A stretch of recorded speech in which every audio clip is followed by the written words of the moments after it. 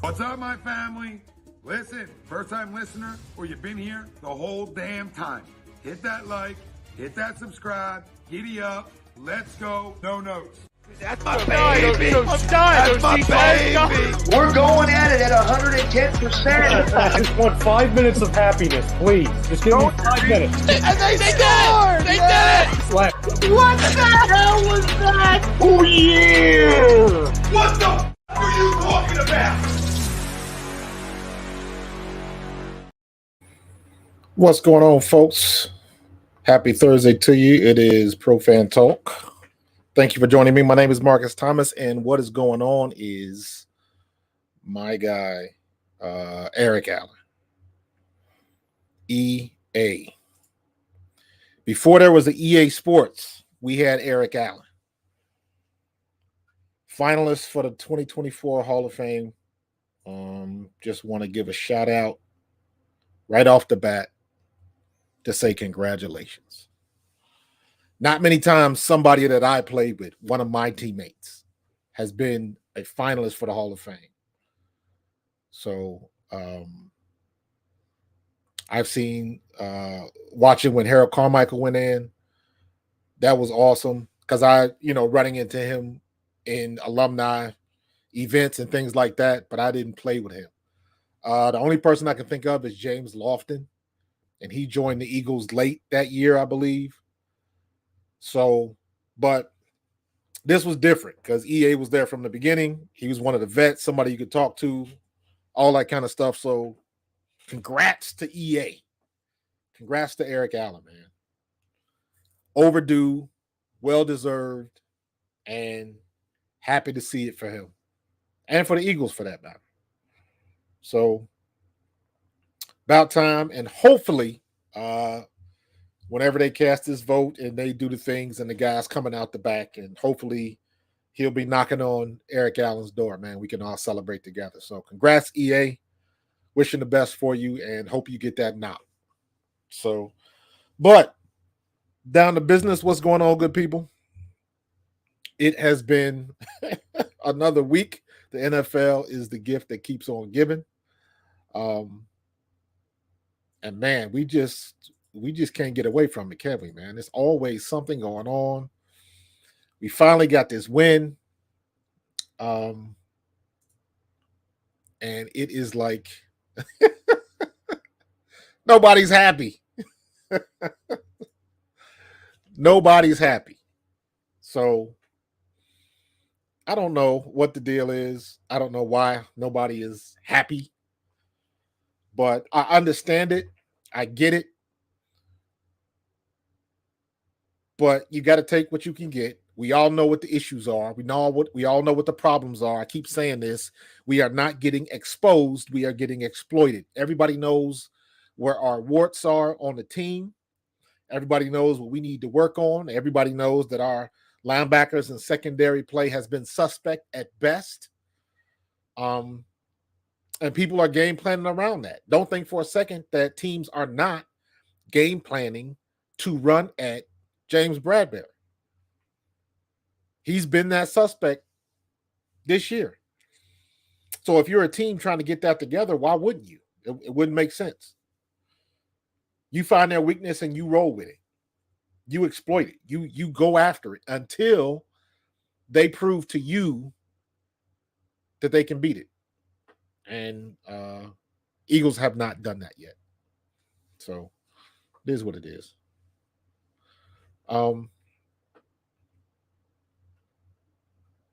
We've got Arizona.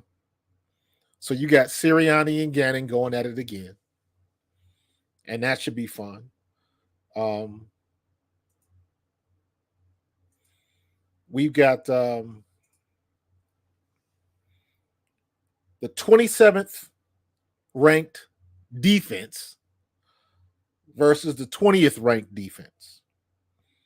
Conversely, the Eagles, as up and down as they've been this year, the Eagles are still in the top 10. We're ranked 7th, I believe, in offense, total offense. And let's not forget that last week against the Giants, for the most part, offense looked pretty good. we got to remember, right?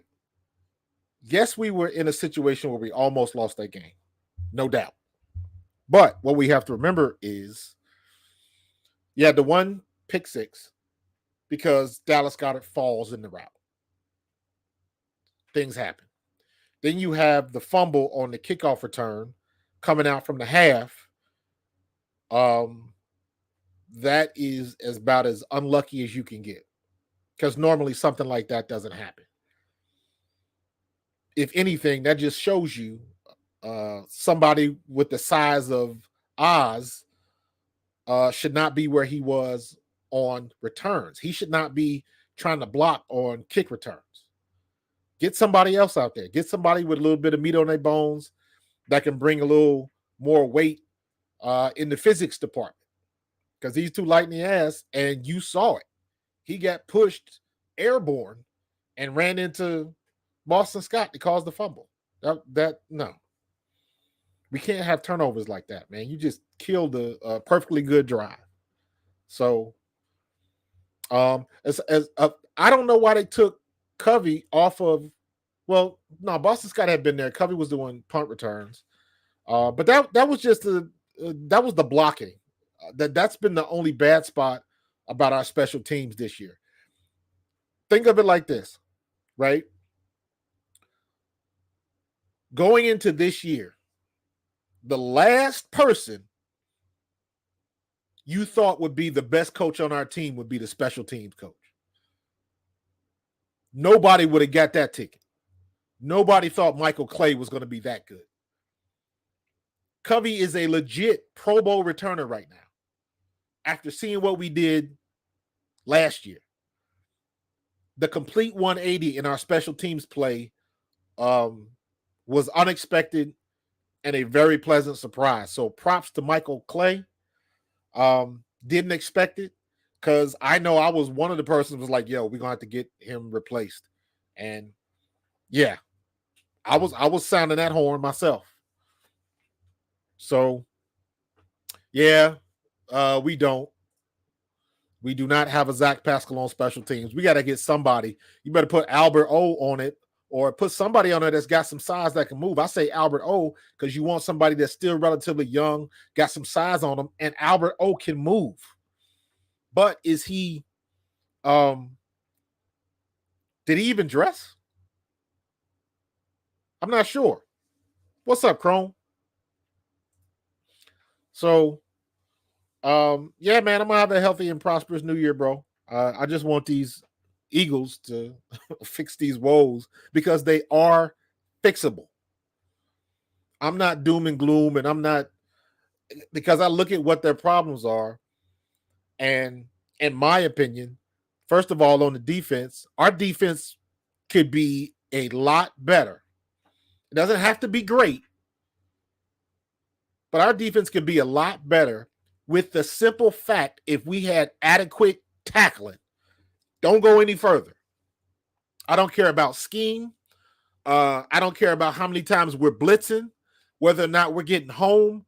All of that stuff tends to take care of itself. I'm just talking about tackling. That's it. How many times are we giving up third and long or third and mid? All of them, third mid, third long, third short, all of them, because we can't tackle. I saw that play. I wish I could have brought up that clip, but Nolan Smith misses Saquon Barkley. It was 4th and 1. Saquon probably would have got the first down, but it was 4th and 1, and Nolan Smith just totally whiffs on the tackle at the line of scrimmage. That should have been a 1 to 2 yard run tops. Maybe he spins out of it and gets 3. Maybe. Nolan Smith had him dead to rights. And Saquon just sidestepped him. Didn't do nothing crazy, just sidestepped him. And it's like, come on, man. We got to have a better tackling technique than that. And for me, to me, it goes all the way back to my griping about what we were doing or what we weren't doing in camp. These guys don't hit no more, and you lose that edge. I'm sure everybody watched what Baltimore did to the 49ers. And you could see right off the bat, Baltimore set the tone. They were going to play physical. I guarantee you that topic came up in the meetings during the week. We are going to be physical with this team. And that's exactly what they did. They got Purdy frustrated, made him make mistakes, and the defense took over that game. I don't care how many rules they put in for the quarterback. Defense wins championship. Always has, always will. If the other team can't score, they can't win. You can't win. So you got the best quarterback in the world. If you ain't got the right squad around them, if you ain't got a defense to keep the other team from scoring, these quarterbacks can't win every shootout. There's always something going on. There's always somebody nicked up. You don't have your number one in there. All of that kind of stuff. So everybody wants the pass happy offense right now. And when it's not going your way, the only thing you got to rely on is your defense holding it down for you. Defense wins championships. So we got to figure out a way to just be adequate with our defense. I did think, if you saw, where's my poll question? Where'd it go? Yeah, the poll question down there. Did you think that Matt Patricia made the defense better? I did. We still made some mistakes, but I can tell you right now, when Reed Blankenship gave up that touchdown to Slayton, I believe it was, they didn't coach that during the week. They don't coach you to take a flat angle on a wide receiver running a go route. They don't coach that. What was Reed Blankenship thinking? That's what I want to know. What the hell were you thinking where you would take that angle? The dude, you ran flat over there and he ran right past you. Like, what were you thinking? That's a mental thing. That, like, again, they don't coach that. They don't coach Dallas Goedert falling down on a route. I heard what on Inside the Birds what Jason Avant said, talking about that's what you get when you get somebody that's not used to running that route. I'm like, I disagree. Bro, you in the NFL, I expect you to be able to run it out. He's run it before with no problem. That's not the first time he's run that route. So I expect you to keep your feet. If you keep your feet, you catch that ball. At worst, it's incomplete, and we keep it moving. But to give up, we just get the worst when it comes to these turnovers. Then you had the other one, and you guys know I've been saying this and saying this and saying this. Everybody knows the wide receiver screens we run. Everybody sees it coming. Jalen Hurts almost threw that pick six, throwing that wide receiver screen to our right, I believe it was. And the DB came, it was either a DB or linebacker, I can't remember. But he got a hand on it, tipped it up, and he just couldn't get to it. But it's like, you can't do that. We got to be able to change that up a little bit. Just a little bit. Do something different. Do something different. We finally started running more out of pistol. Did you see the effect the play action had out of pistol when Jalen sticks his hand out and forces the linebackers to move, forces the linebackers to react? It brought the linebackers up, and what happened? It cleared the middle of the field. Short to mid-middle, 5 to about 15 yards past the line of scrimmage. That was free. Now, why we don't throw it across the middle, I have no earthly idea. None. I have no idea. That makes no sense to me.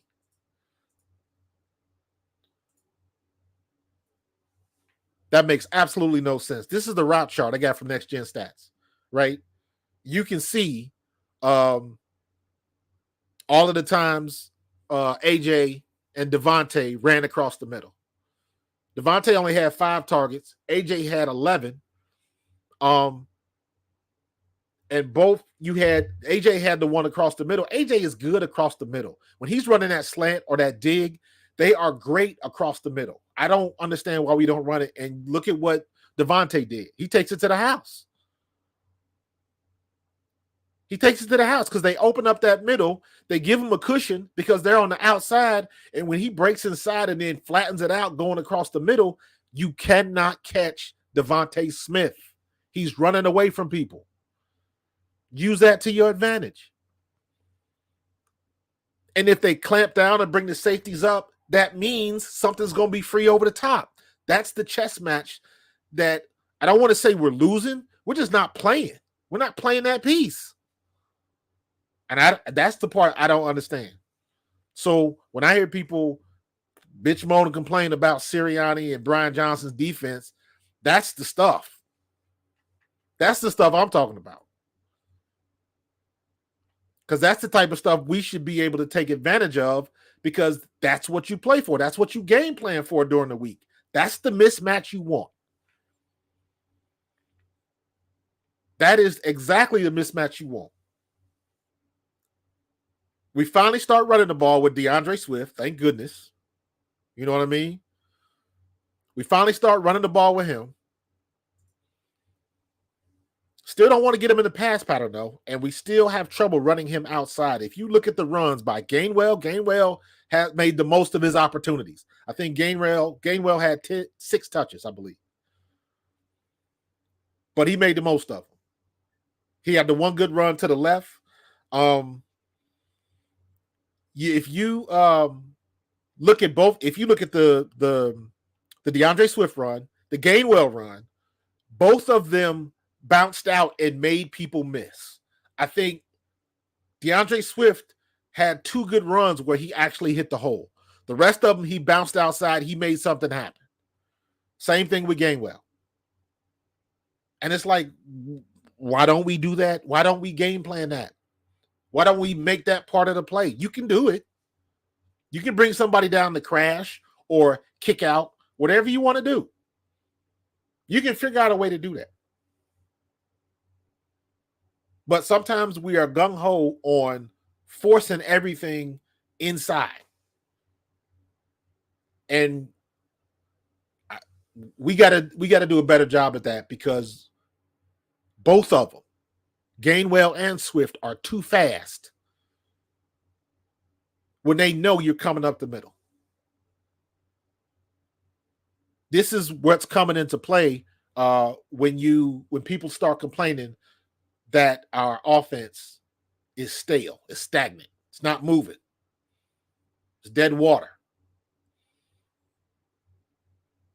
Now, teams have been watching film on you all year.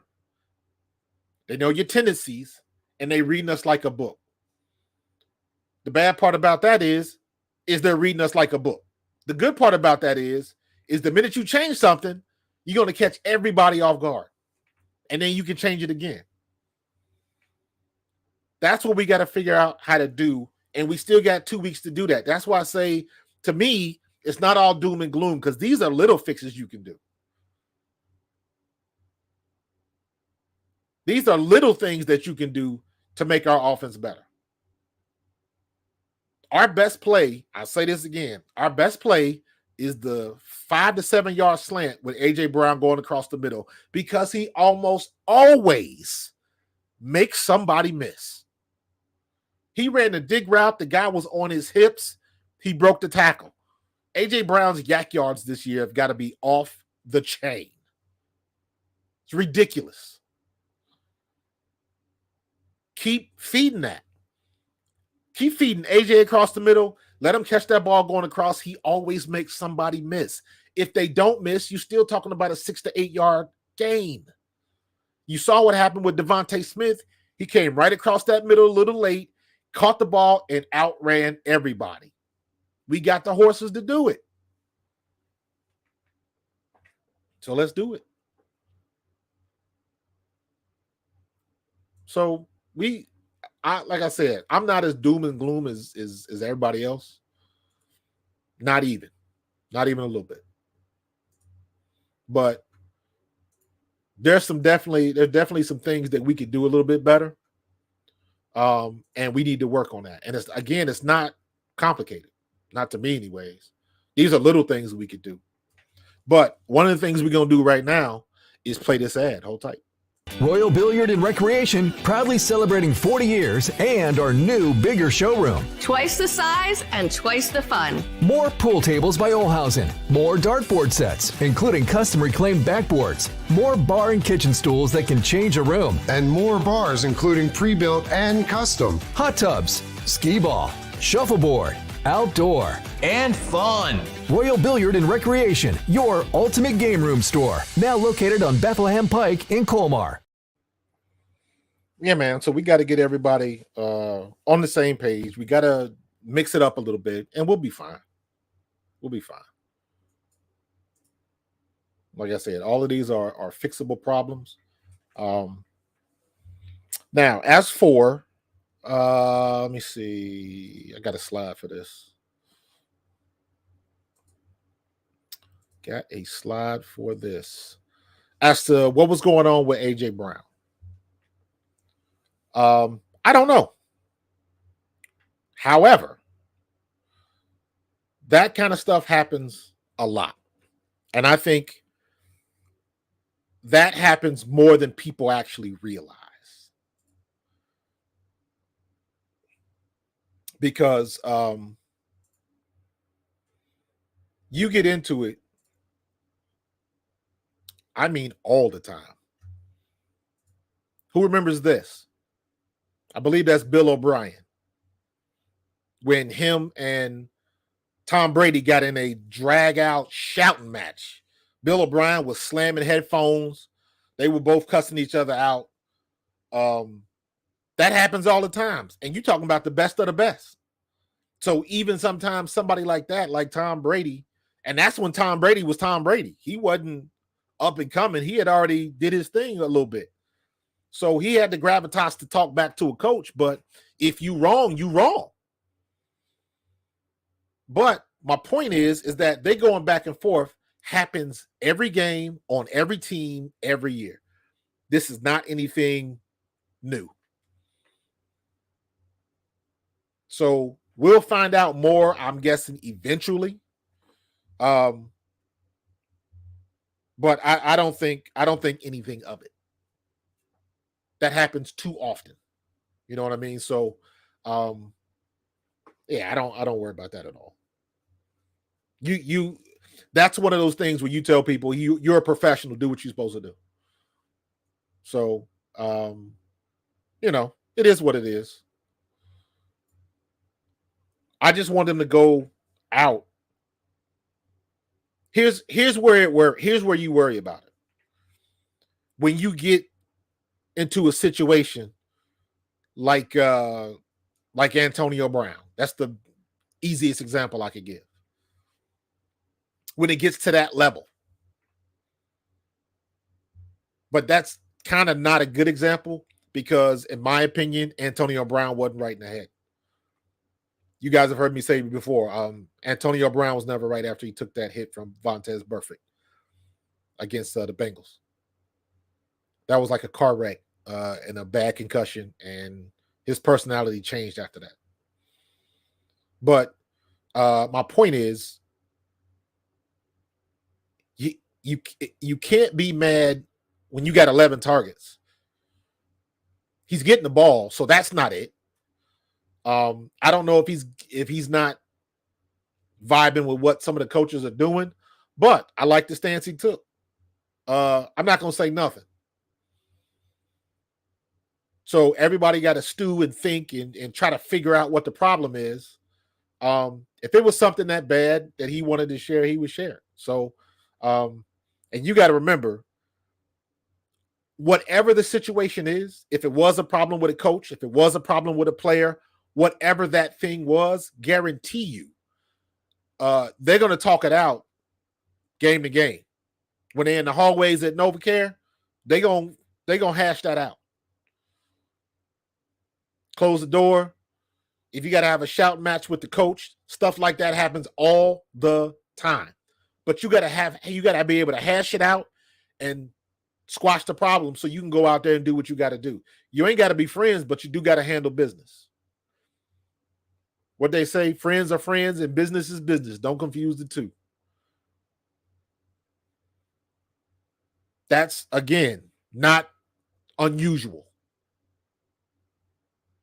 Definitely not unusual. So I don't think anything of it. I'm expecting him to come out and have another great game. I don't think he is not going to go into this next game against Arizona and come out flat. Nobody is. Because you know it's going to be a little extra stuff on everything. You got Barnett going to be starting. I'd be surprised if that doesn't happen. Because Barnett knows the calls, he knows all of that. So guess what? Expect Derek Barnett to be in the meeting room. Barnett is with the Cardinals, right? Or am I thinking, did he go to the no, he did go to the Cardinals. He picked them up. Right? I think I'm right. But you know it's going to be a little extra sauce on everything because of Gannon.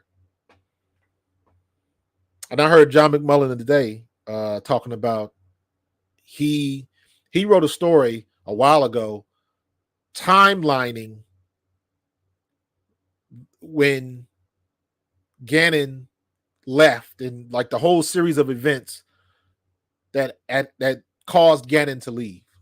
And he made some good points. And I had some things I forgot about. Like I forgot about the Eagles going after Vic Fangio and Fangio signing with the Dolphins. It was a timing issue. Eagles wanted Fangio.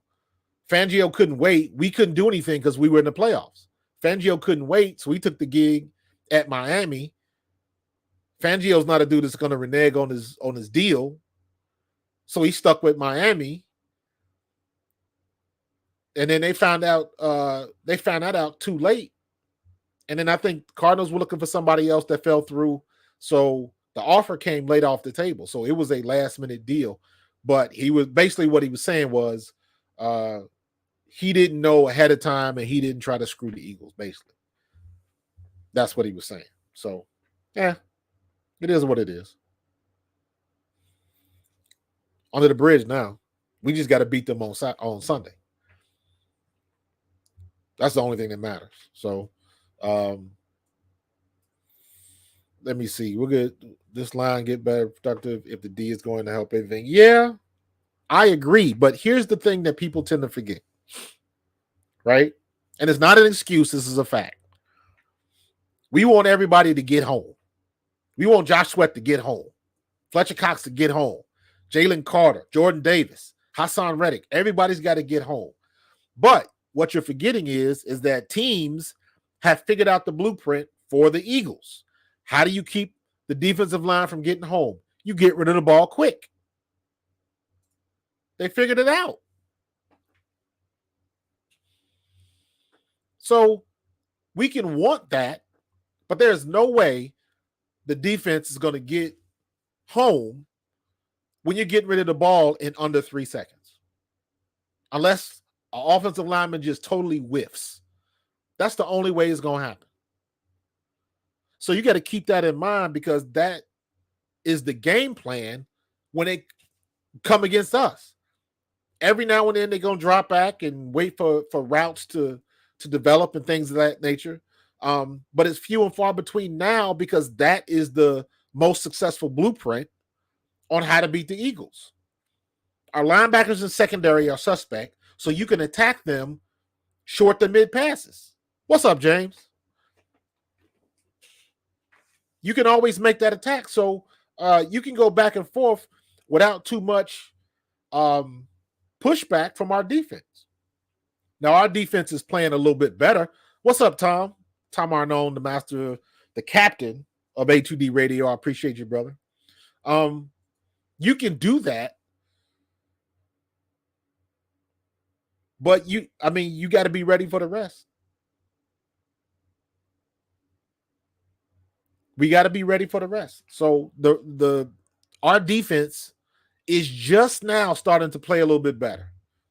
So I'm going to agree with the poll question. I do think Matt Patricia has made the defense better, but it could be even better if we just learn how to tackle.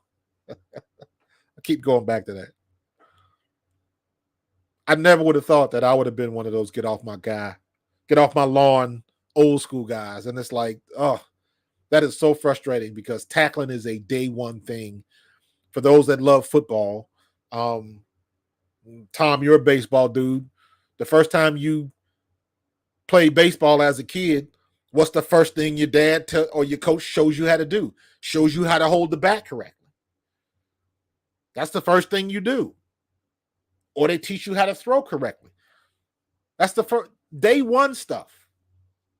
We screwing up day one stuff. Technique. Bend at the hips. Concentrate on the waist.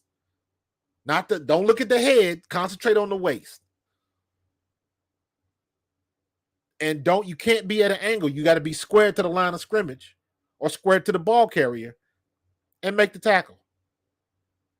And we got people at angles, and running backs are spinning off and bouncing off and just running away, and it just looks god-awful. And to me, that, if nothing else, will cost us in the playoffs. More so than a big play or the big explosive plays. I know that's the buzzword now. But I'm talking about when it's 3rd and 3 and 4th and 2, because teams are going for it on 4th down against us. When it's 3rd and short and we can't keep them from a yard or 2 yards or 3 yards, we can't stop that. It used to be, if you had 3rd and 3, that was iffy. You had to come up with a good play. Now, it's like we give people their own version of the brotherly shove. That's what we do. That's what our defense does. We get a free down because if it's less than 2 yards and it's 4th down, we know we can shove our way and get it. The way our defense has been playing, it's been the exact same thing. The exact same thing. Every game we're getting lucky. I know they say I'd rather be lucky than good. No, not this much luck. Not this much luck. When the game was tight, I believe it was a 1-score game, and Tyrod Taylor just missed a wide open tight end because Hassan Reddick was putting pressure on him, and he couldn't get his hips around to make a decent throw. The dude was wide open on play action. They ran a great play action fake. The defensive back came all the way down. He was about 5 yards to the line of scrimmage, and the tight end ran right by him. And if Tyrod Taylor would have just made a decent throw, that would have been a touchdown because dude was burnt toast. He bit so hard. And all it was just a good fake. So when we run play action out of pistol, all those things give our offense an advantage, and we just don't use it enough. Do you think Gannon is a bigger challenge or next week with the Giants? I think Gannon is a bigger challenge because Gannon knows us. He knows our tendencies. He knows our calls, all of that kind of stuff.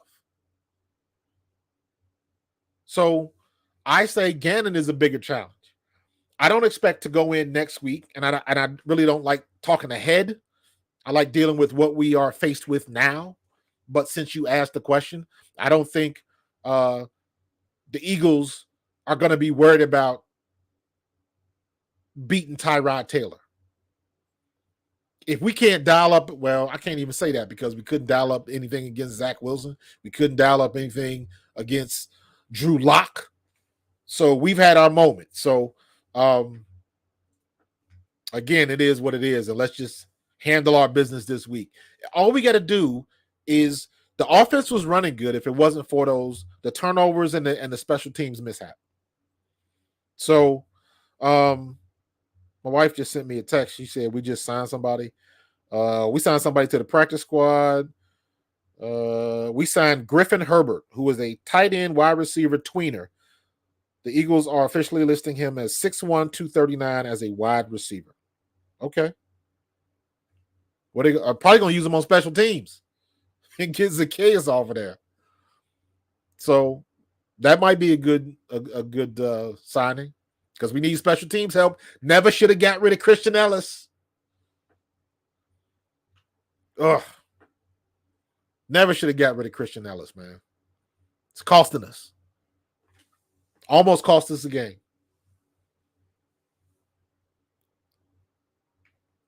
Purdy is a fake. Purdy's not a fake.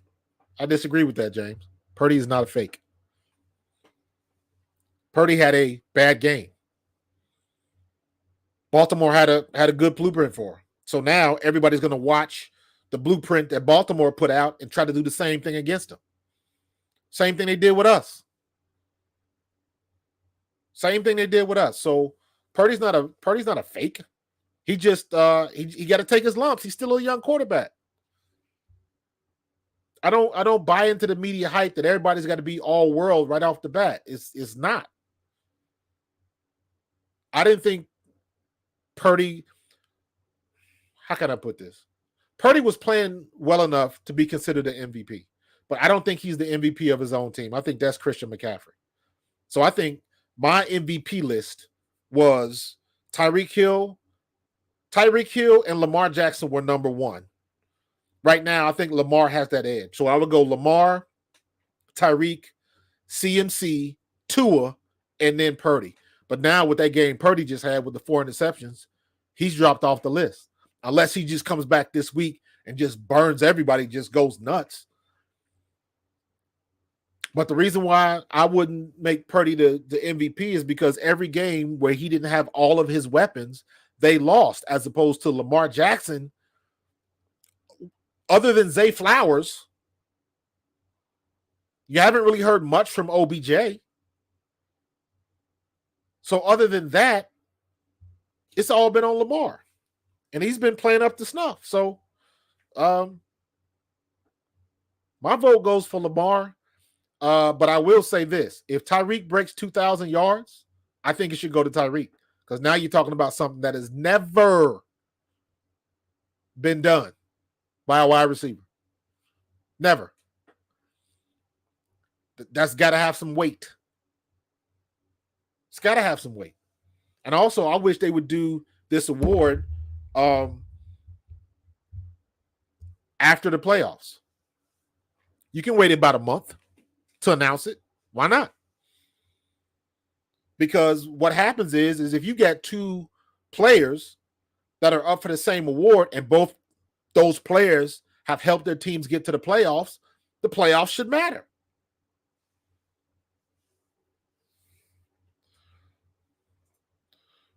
He's a good system. You talking about Purdy still? Wide receivers and Christian. If you put him on the Panthers, what was no, I don't. He wouldn't be as good as on the Panthers because the Panthers don't have those weapons. But I'm not going to penalize him because that's the system he's in. They said the same thing about Jalen Hurts last year. The only reason Jalen Hurts was that good was because we had 2 number 1 receivers and we had the best line of football. That's why Jalen Hurts is so good. Damn Skippy. It's like nowadays, they penalize quarterbacks for having a good team around them. That doesn't make sense. They just want somebody to stand on water, and it's like it don't happen like that. Some people would argue the best quarterback other than Tom Brady was Dan Marino. Dan Marino never won a Super Bowl. The best quarterback, the strongest arm I've ever seen was the dude that used to play for Indianapolis. What's the dude that came out of Illinois? Jeff George. Jeff George, go back and look at tape. Jeff George had an absolute cannon forearm. That dude's arms was so strong it wasn't even funny. Throw the ball a country mile, but couldn't win a game. He was not a very good leader. He couldn't get it done. All that talent. So there's something to be said when you get people that want to play with Jalen Hurts and, you know, there's different things going. I believe Purdy is one of them type of players. Purdy ain't doing nothing but what he's supposed to do. And I'm not going to penalize him for that because there's so many people that don't do that. Purdy has Debo, CMC, Kittles. All he's got to do is get the ball to Debo, CMC, Kittles. That's it. Get the ball into the hands of your playmakers and let them make plays. That's all you got to do. I'm wishing that the Eagles would do the same thing. Get the ball in the hand of your playmakers and let them make plays. You don't have to throw it 30 yards down deep. Get the ball on a slant with A.J. Brown. Watch him make somebody miss and make a play. Get the ball to Devontae Smith and let him run away from folks. Get the ball to DeAndre Swift in space and watch him run around people. Same with Gainwell. So we've got the pieces. I just don't think we're using them effectively enough. So, you know, it is what it is. And until they change it, we're going to still be in the same boat. So, whatevs. But you know what time it is. We're going to hit these last two ads. We're going to do Carlinos and we're going to do the Hat John. We'll be back in a minute. In our family, food is our daily bond. My nonna, affectionately called Mama by many, found solace and joy in the kitchen, sharing her love through delicious creations. She turned her culinary passion into a flourishing business alongside her husband and sons in 1983. Celebrating 40 years is a testament to our exceptional team, friends, family, and beloved customers. With gratitude, we look forward to the future, expanding our brand to share the highest quality Italian food and wine nationwide. Our heartfelt thanks to everyone who has played a part in our story. Grazie mille.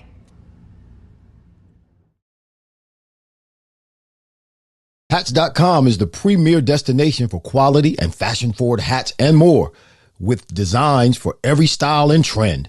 Locally based and run by Philly sports team fanatics, Hats.com can help you elevate your hat John. Utilize the easy-to-use guides at Hats.com to find. Uh-oh. What just happened? Did we lose the I think we lost the ad. Not sure what happened. But in any case. Don 19 is in the building. Don is always in the conversations, man. What's going on, Don? James just run the ball. Here's the thing with running the ball.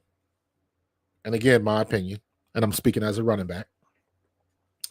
We will have more success if we run the ball under center and out of pistol. Because that will set up our play action pass. I'm telling you, you got to go back and watch tape. Watch my video I did about fixing the Eagles. I highlighted one play out of pistol where just the mere fact of Jalen Hurts sticking his arms out sucked the linebackers up about 3 yards, and it created all this space about 7 to 15 yards deep in the middle. It's there if we just take advantage of it. And it's not hard to do. Not hard to do at all. But if the coaches aren't calling those plays, I don't know what to tell you. Maybe that's why A.J. Brown ain't happy. I don't know. I'm kind of interested to see what the deal is with all of that. It was something personal. I don't know. I know what Nick has got to control himself on the damn sideline. I saw the interaction between him and Washburn, and I was like, "Yo, you gotta be aware of what's going on, especially when you going after somebody like Hassan Reddick. That's not the dude, because Hassan Reddick is one of those guys that don't say nothing. Just he's about business, so that's not the guy you want to yell at, and." You got to be better than that. Don, you must have missed what I said earlier. Yeah, that happens all the time. If If you want to see a real blow up, go back and go to YouTube and look up Tom Brady and Bill O'Brien argument. Look that up. That's when you know. If we see that on the sideline between Sirianni and AJ Brown, then you'll know there's a problem. But other than that, it is. Sure enough, I'm with you, bro. I don't understand why they can't recognize it either. Brian Daly, what's going on? Happy New Year, brother. I appreciate you. Down the yelling means they care. Okay. Yeah. I'm glad he stood up for his guy. Because that showed me a lot. Washburn, like going back, like him and Sirianni were going at it. And I was like, that's what you're supposed to do as a coach. You're supposed to stick up for your guys. Don't yell at them, yell at me. I'm telling them what to do. And I don't know if just Sirianni didn't know what was going on. Like, that's what it seemed like to me. He didn't realize that Washburn was talking to Hassan. But I still say, out of all people, you got to be aware of who you're talking to. Not that guy. That's not the guy that you want to jump down his throat or get him pissed off, because that's the guy that's doing everything right. That's the problem with Sirianni being a hothead. If you want to say it's being Italian and the attitude and all of the stereotypes that come with that, that's fine. But there's a cost for that. There is a real cost. I've been on a team where the coach lost the team before. It is not a good feeling. Everybody's walking on eggshells. And I was in a situation where we knew the guy wasn't acting right. We knew he wasn't. And then he started doing some things to another coach. This was my first year in the World League in 95. One of our coaches was Doug Williams. Washington Redskins, Doug Williams, that guy. He was our offensive coordinator. And the coach was having meetings and not including Doug. And Doug was like, y'all not going to treat me like this. And at that time, we were trying to bring back the World League. So having Doug was a marquee name. So having him as one of our coaches puts butts in seats and makes people watch on television. So when the league found out what was happening, Doug expressed his concerns, our coach got cut. And that's how we got Jim Kreiner. So that stuff can fester and it could go in a lot of different ways. And we was already out on it because it's like, dude, you making us like, come on, man. I know I joke about being old school, but it's sometimes where you go a little bit too much. Like you're not going to have us going at our own linebackers in practice and you want us to cut full speed. You don't do that anymore.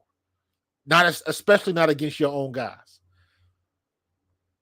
And what he ended up happening was getting a half-ass effort because didn't nobody want to get anybody hurt.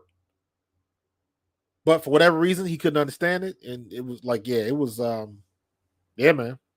So you got to be careful when it comes, because you don't deal with people, you deal with personalities. You don't deal with people, you deal with personalities. So you got to understand your personnel. That phrase right there is so important, and people forget about it. You work for the team. The team doesn't work for you. You can have the best player in the world, but if he don't like your attitude as a coach, and as a coach, you can't get the best out of him, you're hurting the team. So as a coach, it is up to you to figure out how to get the best from your players. Now, there are circumstances that make that very, very difficult. Usually in situations like that, everything kind of plays out. Again, I will use the example of Antonio Brown. T.O. So you just have to be careful. And it seems like Sirianni kind of strikes me as one of those people that when he gets so mad, he blacks out. It's like, dude, what did I do? You don't remember? No. That's not a good place to be when you're not in control of yourself. And sometimes it seems like the optics of it are, I could be wrong, but the optics of it is Sirianni gets so hyped up and so emotional that he kind of loses himself and just his spatial awareness is gone. Doesn't realize where he is, who he's talking to, or how he's talking. And that could be dangerous. So, yes, he's right. He has to do a better job of controlling that. What you say, Ryan? Eagles had some very good runs. Yeah, we talked about that. Throwing a pick on. The pick was not his fault. That's the thing, Ryan. The balance. The balance. It's a win and where, right? Because you can't really you can't really gripe about the balance, because I believe the balance was 38-35 past the run. So the balance was damn near perfect. So I still say how we run sometimes could be changed up a little bit. I still say that we need to incorporate a quick pitch or a skinny pitch in our arsenal. We need to find more creative ways to utilize the jet sweep in our arsenal. It doesn't have to be DeAndre Swift.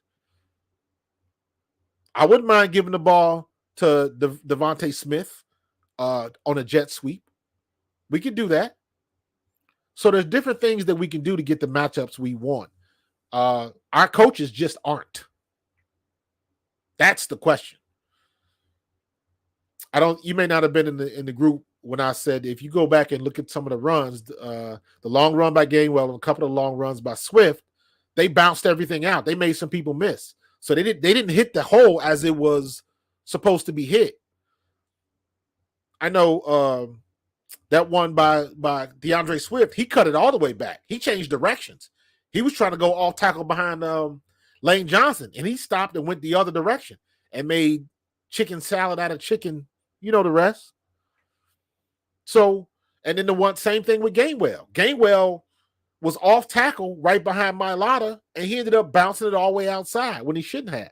But he made something out of nothing. So, those are great runs by the running back. Those are running back moves, running backs doing what they do best. That's not going to go like that all the time, because if you saw, Swift got hit a couple times trying to bounce, and he didn't make it.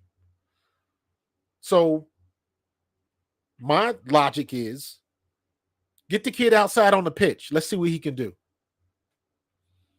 See what he can do.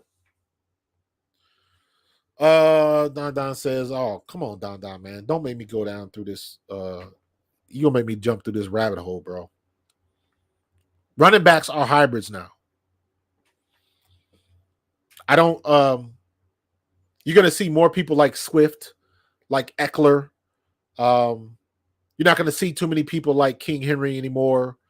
You're not going to see those bruising backs anymore. Fournette can't even stay healthy.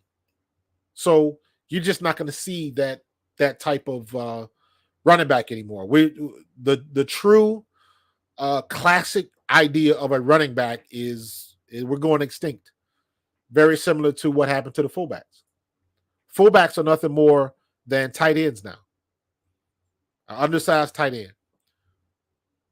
You look at Juszczyk in Dallas. You look at Kittles, but no, Juszczyk's in San Fran, right? Yeah, down, no more Eddie George.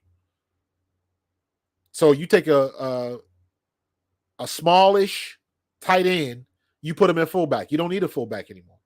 Or if somebody's a fullback, he's going to be playing on the end-man line of scrimmage. He's basically going to be a tight end. So, and heck, if you're going to look at running backs as hybrids, we're not even using them as a hybrid. We're not using Swift as a hybrid. You can't tell me that Swift is a mismatch on any linebacker. Any linebacker. We win that battle with Swift. Because if you think about it, if you look at, I believe Nolan Smith took 5 or 6 reps at off linebacker, right? And I think 3 of those times he was in coverage. One of those times he actually had to cover somebody, and he looked lost. Now, mind you, Nolan Smith runs a 4-4. He's fast. But if you are going to cover somebody, you have to have hips. You have to be able to swivel your hips, open, close, change directions. Just because you're fast doesn't mean you can change directions fast. 2 different things. DBs, cornerbacks, they can change direction at the drop of a hat. Maybe not Bradbury right now. But that's what you're looking for in defensive backs. Change your direction, accelerate to the ball, pass breakup or interception. Linebackers can't do that. Very few could do that. So usually linebackers that get a lot of picks are the smart ones with speed. And then you got some linebackers that used to be cornerbacks. My good friend Willie T was a safety at one point. So at least he's got that in his repertoire. So he's playing linebacker. Look at how many picks Willie T had. Fred Warner is no different. Fred Warner is fast, but he can't cover. 2 different things.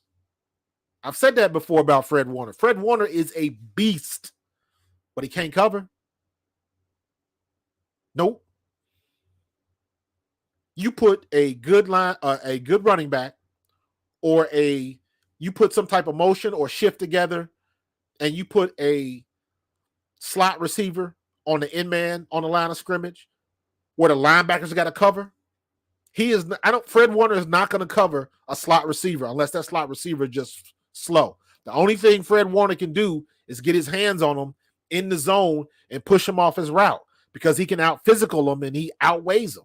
So he can use the laws of physics to his advantage. However, if you get past him, he's done. He better hope he's got help over the top, because that's the only way it's going to happen. Linebackers can run. They can't cover. The other thing with Nolan Smith is, if y'all looking at Nolan Smith, like I'm looking at Nolan Smith cannot be over 230. I'm sorry. They got him listed at 235. I don't even see that. He looked like a straight defensive back out there. He is going to get swallowed up on the edge. Nolan Smith runs a 4-4. So he could stand to probably get up to about 240. And he could still be under 5'5", I would think. Hassan Reddick is probably somewhere under 4'6". I believe he ran a 4.57 at the combine. He's been in the league a couple years now, so we can probably say that he's not as fast as he was his rookie year, but he's still fast enough to get to the quarterback. Nolan Smith is much faster than Hassan Reddick is right now. But Hassan Reddick is much more effective player because he's got that girth and that strength. And think about it. Nolan Smith was the star of camp. He was busting everybody up at camp. You heard about that almost every day. But when you come to the real deal, when the regular season starts, it's a whole different ballgame. I think Nolan Smith would be a better outside linebacker, because when I look at Nolan Smith, he does remind me of Willie T. He's tall. He's got long arms. I don't know if he can catch like T, because T can snatch some stuff out the air in a heartbeat and be gone. So I don't know if he's got hands like T, but he's got the size, the build, the speed, because Willie T wasn't. But hey, I think his rookie year, I think T was like 218, 220. I know he wasn't even 225. So, but he was so fast and again long. So you can use that to your advantage. I don't know if he would be comfortable there. He definitely would need some work in that situation. But I mean, stranger things have happened. Don, that's a good point. But also you got to remember, The reason why Hassan Reddick started slow was because they were trying to make him something different. They didn't know what to do with him in Arizona. He wasn't doing what he's doing now. And when they finally moved him, he got 10 sacks that year, and then they didn't want to keep him. Then he went to Carolina and just wrecked shop. I never forget that game against us before he came to play for us. And he sacked Jalen Hurts, 3 times? 2 times, 3 times? He had a game against us. And it's like, what are y'all missing? This is my fear for Sirianni, that the ego gets in the way and you don't do what's obvious. That's my fear, Sirianni. He's got so much pride that he won't do the obvious. What they say, you can't see the forest for the trees. You got to be able to make that move. I say this all the time. You look at Jimmy Johnson. You look at Bill Parcells, Harbaugh, when Harbaugh was winning with the Ravens. You gotta, those kind of coaches are not afraid to make a move. They're not afraid to say, hey, I like you. I appreciate what you did for me. This is about business. We got to get somebody else in here. Those type of coaches are the ones that win because they're not afraid to make the move. James Bradbury, they got to make a move on that before it costs us. And they already know because they watching the tape. They know. So that is the mark of a good coach. If Sirianni or Howie Roseman, whoever made that call, if they can make that call for the coordinator to be changed, why can't they make that call for a player and say, hey, this guy's he's not playing up to par right now. We're going to have to make a move, and we're going to have to, let's let these young guys go. I like what I've seen the last 2 weeks with Keely Ringo. Let's let him go. Let's let Ricks go. Slay will be back. So we'll have Slay on one side and Keely Ringo on the other. Let him roll with it. Why can't we make that decision? So we'll see if we got the wherewithal to make that type of decision, because everybody knows where the weakness is. And again, they're going to exploit it until we stop it, until something happens to Bradbury and he just magically gets his legs again and he's knocking down everything that comes. Take the analytics out of it, because I know a couple times they say, hey, Bradbury had a good game this week. And it's like, okay, but when you come up against supreme competition in the playoffs, it ain't going down like that.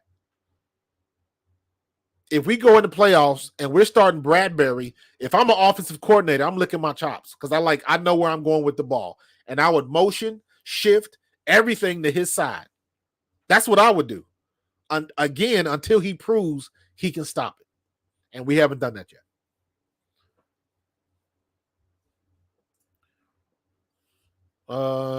Start frustrating. Listen, man, it is somebody said something similar, Ryan, on Twitter today. And that comment was just like, yeah, we got to get some of these Hall of Fame quality linebackers. And my response was, I was like, dude, you talk like these things just fall out of trees. Like you can pick a linebacker. You can pick a Pro Bowl linebacker like you can pick an apple off a tree. You can't. I hope so. Pulling for my guy EA.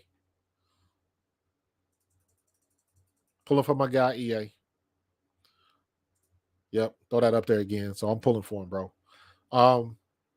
Yeah, man, linebackers don't come off trees, dude. Good ones, anyway. So, it is what it is. But we'll see what's going to happen. But I want to leave you with, in honor of my man EA. This is my EA story that I tell people. We are my rookie year, 93. We are in camp at Westchester. So nervous as hell, and everything that comes with camp on top of I'm an undrafted free agent rookie.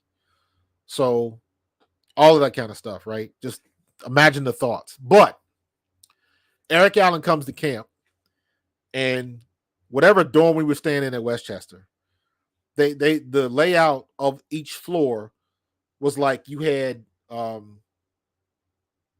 two hallways, and they met in the middle, and there was a huge like conference room in the middle on each floor. So on our floor, Eric Allen had brought he had like 3 Tyco sets in one box, because he would come in with this huge box, and he set up this thing had to be he had to have at least 75 feet of track, maybe more. And we set up this long track. We called it the Brickyard in that conference room. And that's what we did in camp every night. Kenny Rose was our special teams captain. On the TV, he had a VCR. He would always play anime movies. He had all of the crazy anime and hentai and all of that kind of stuff. But Kenny Rose, I'll never forget, was the guy that turned me on to Fist of the North Star and Legend of the Trojan Fiend and all them crazy movies. But we would be in that conference room till like 3 or 4 in the morning, knowing we had to get up at like 7 to go to breakfast to get ready for morning practice. Because you had to walk down the hill to the field where they used to practice down there. But man, we all went to one day. It was about 10 of us. We went to whatever that mall is up there. And they had like a little hobby shop, and we all bought like these little Tyco slot cars, and we would have slot car races till like 3 or 4 in the morning. That's what we did. And we had a blast, man. So that's my EA story, and I'm sticking to it. So congrats to Eric Allen, man. Hoping you find a way, the voters find a way to pick you up and put you in the hall. You deserve it, my friend. Hoping you get that knock when the time comes. So I'm going to get up out of here. Hopefully our Eagles will take care of business. No funny business, no turnovers. The keys to the game have not changed. No turnovers. We need to run the ball more and tackle. That's about it. Ain't nothing changed. So we'll talk about it if it's anything different. You already know. I will see you guys next week. Have a good week. Go Birds.